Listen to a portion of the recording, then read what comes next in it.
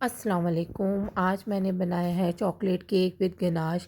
इस केक की ख़ास बात यह है कि इस केक में ना ही अंडे यूज़ हुए हैं, ना ही बटर, ना मैंने चॉकलेट यूज़ की है और ना ही कोई व्हिपिंग क्रीम यूज़ की है। और सबसे स्पेशल बात ये कि ये केक मैंने कढ़ाई में बनाया है।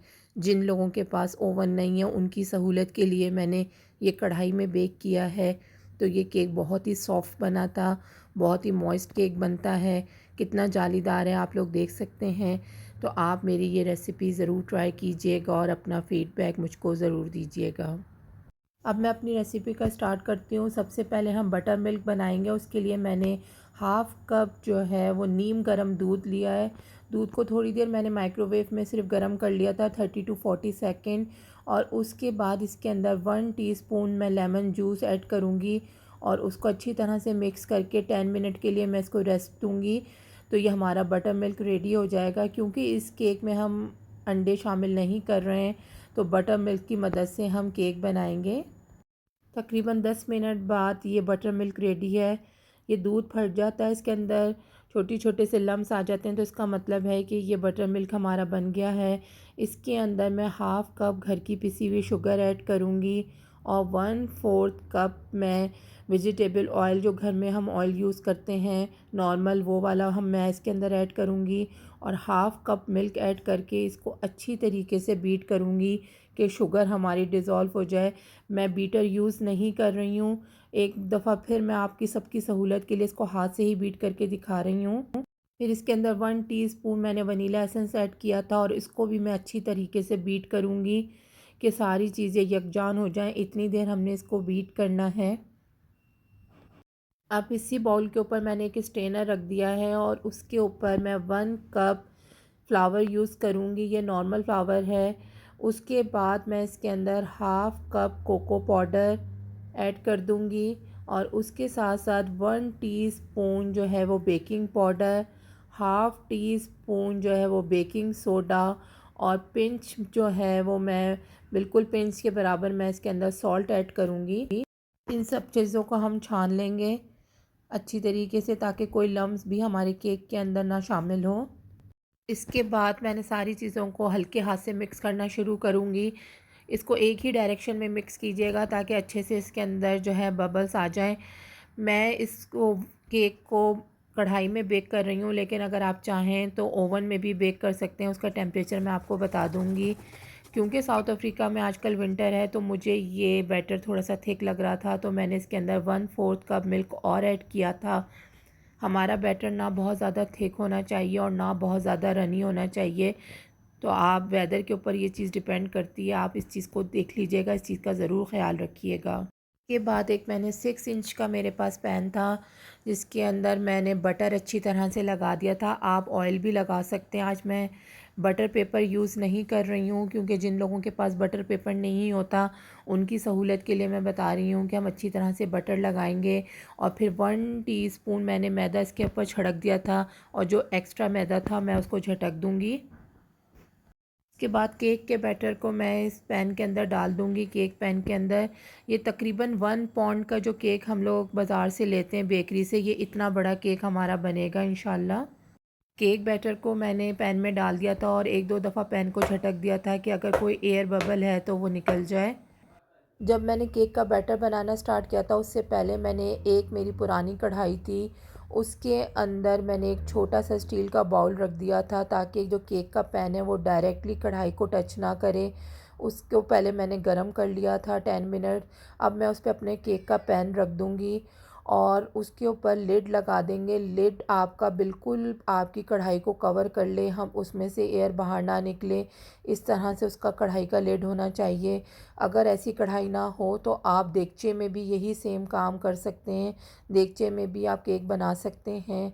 अब मैं इसको 10 मिनट तेज़ आंच पे और उसके बाद मैं आंच को कम कर दूंगी फ्लेम को और 35 मिनट्स में स्लो फ्लेम पे इसको पकाऊंगी। तकरीबन 35 मिनट बाद मैंने इसको चेक किया था तो माशाल्लाह से केक जो है वो मेरा रेडी था। अब मैं इसके अंदर नाइफ़ डाल के भी आपको दिखा देती हूँ कि नाइफ़ बिल्कुल क्लियर निकलनी चाहिए। इस तरह से हमारा केक बेक होना चाहिए। जब कंप्लीटली केक ठंडा हो जाएगा तो जब हम उसको पैन से बाहर निकालेंगे, मैं नाइफ़ की मदद से इसकी साइड्स को अलहदा कर लूँगी। वैसे तो वैसे भी केक आराम से बाहर निकल आता है, लेकिन फॉर द सेफ साइड मैंने नाइफ़ की मदद से अलहदा कर लिया था।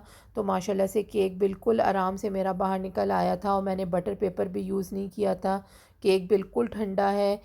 केक ठंडा होगा तो जब भी हम उसके ऊपर गनाश अप्लाई करेंगे, मैं ये 2 लेयर का केक बना रही हूँ, इसलिए मैं इसको बीच में से कट कर लूँगी और मैं इसके मिडिल में भी इसकी गनाश अप्लाई करूँगी और ऊपर भी मैं इसके गनाश लगाऊँगी।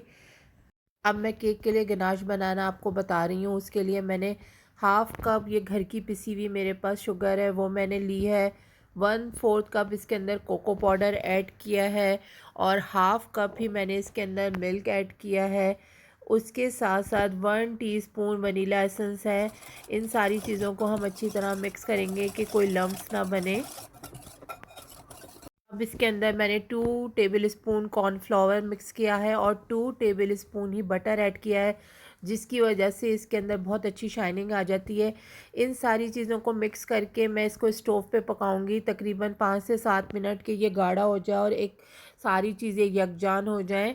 तो उसके बाद फिर मैं आपको दिखाती हूँ। अब मैंने इसको पैन में डाल के स्टोव पे पकाया था इतनी देर कि ये एक थिक सा बैटर बन गया था। मैंने अब इसको बाउल में निकाल के बीटर की मदद से मैं इसको ठंडा भी कर रही हूँ और इसको मुस्तकिल मैं बीट भी कर रही हूँ ताकि ये बहुत ही हमारा क्रीमी सा एक टेक्सचर बन जाए। इतनी देर हम फेंटेंगे कि ये ठंडा भी हो जाए और ये क्रीम वाला टेक्सचर इसके अंदर आ जाए। जो आप फेंटते रहेंगे तो आपको ख़ुद भी अंदाज़ा हो जाएगा। इसमें मैंने कोई कुकिंग चॉकलेट यूज़ नहीं की है, लेकिन ये जो गनाश बनता है ये बहुत ही मज़ेदार बनता है और बिल्कुल घर की जो चीज़ें होती हैं उनसे आराम से आप ये गनाश बना सकते हैं। अब मैं केक को मॉइस्ट करने के लिए शुगर सिरप बना रही हूँ, जिसके लिए मैंने 1/4 कप नीम गर्म पानी लिया था। उसके अंदर 2 टेबल स्पून शुगर और 1 टीस्पून मैंने कॉफ़ी ऐड की थी। उसको अच्छी तरह से मिक्स करके मैं साइड पे रख लूँगी। मैं अपना केक असम्बल करना स्टार्ट कर रही हूँ। उसके लिए 1 पार्ट पे केक के सबसे पहले मैं शुगर सिरप अच्छी तरीके से लगाऊंगी। इस बात का ख्याल रखिएगा कि शुगर सिरप, केक, गनाश, ये सब चीज़ें जो हैं वो रूम टेम्परेचर पे ठंडी होनी चाहिए।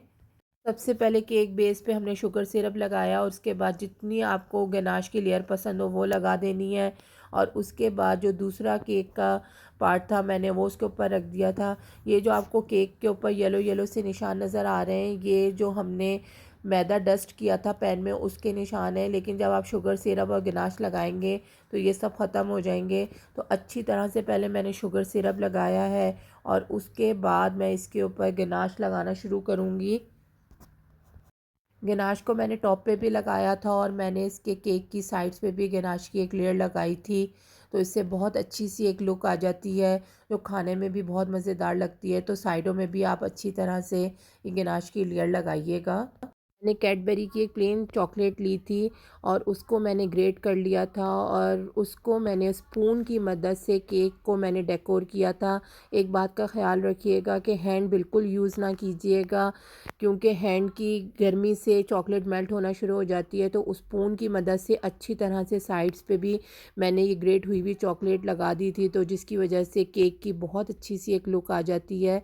तो ये आपकी अपनी मर्ज़ी के ऊपर है कि आप किस तरह का डिज़ाइन देना चाहते हैं। तो माशाल्लाह से मैंने इस तरह से किया था और लुक बहुत अच्छी आई थी और बहुत ही मज़े का ये केक बना था। आप लोग मेरे कहने पे ये मेरी रेसिपी ज़रूर ट्राई कीजिएगा। इस केक को आप ओवन में भी बेक कर सकते हैं और मैंने आपको इसको कढ़ाई में बेक करना भी बता दिया है। आपको मेरी ये काविश पसंद आई हो तो आप मेरे चैनल को ज़रूर सब्सक्राइब कीजिएगा और मेरी रेसिपी को लाइक कीजिएगा। जज़ाकल्लाह।